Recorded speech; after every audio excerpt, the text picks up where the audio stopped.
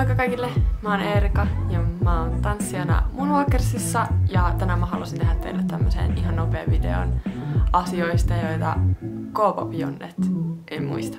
Eli tosiaan tarkoituksena on käydä tällaisia erilaisia asioita, mitä K-popissa oli aikaisemmin, mutta ei ole enää.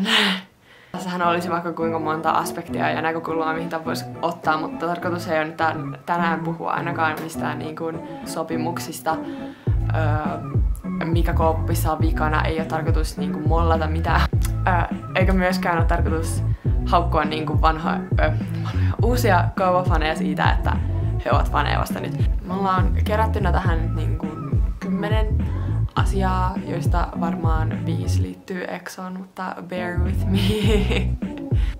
Eli tosiaan otetaan pari näistä EXO-asioista nyt pois alta, eli numero 1. Kuinka moni teistä muistaa ajan, jolloin EXOlla ei ollut Fandom. nimeä? Nykyäänhän EXOn faneja kutsutaan EXO L.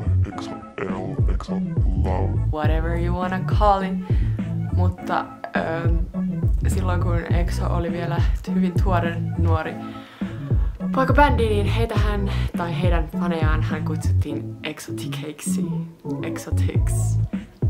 Ja henkilökohtaisesti pidän tästä nimestä tosi paljon. Mä olen edelleen vähän vihainen ja katkera siitä, että EXO L valittiin tähän, mutta wow. Sitten tässä tulee niinku vähän niinku 2 asiaa yhdessä, mutta EXOhan teki siis debyyttiinsä Mamalla ja mä muistan kun EXOn comebackia, siis Wolfia, oliko se Wolfia, odotettiin 2 vuotta. 2 vuotta. Niinku kuka päätti, että tää on niinku hyvä idea, debutoidaan poikabändiä, ei anneta niille comebackia 2 vuoteen, niinku as a way. Mutta anyways, mä muistan, että siinä aikana kun tätä comebackia odotettiin, niin siis Mamasta tehtiin varmaan satoja remiksejä. Aina oli silleen, EXO esiintyy, mutta se oli taas remiksi. Heitetään nyt tähän vielä 1 asia, mutta kuinka moni muistaa OT12?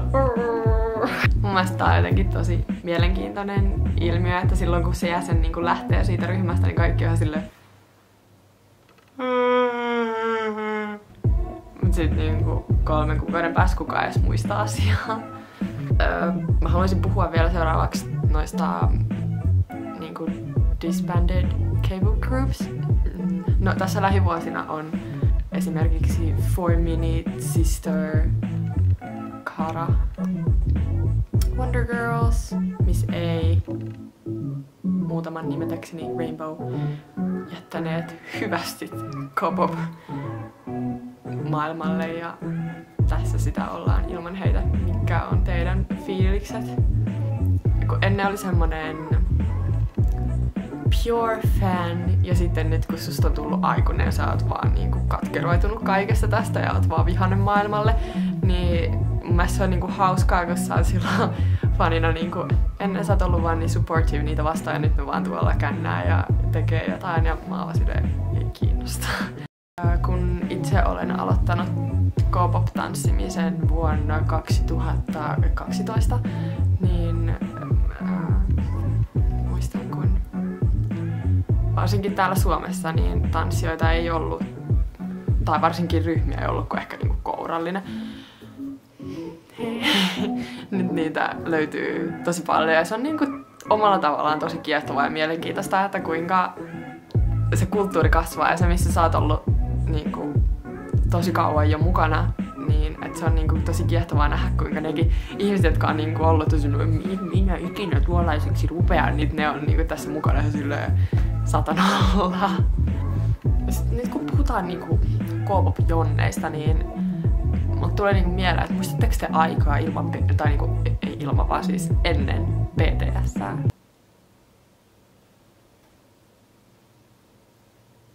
Mikä se oli?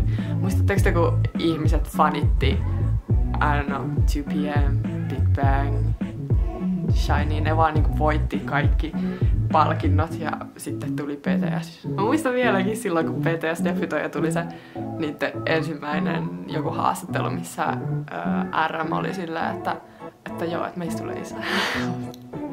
Okay. Ja mun viimeinen pointti on ehkä mun lemppari, mutta armeija.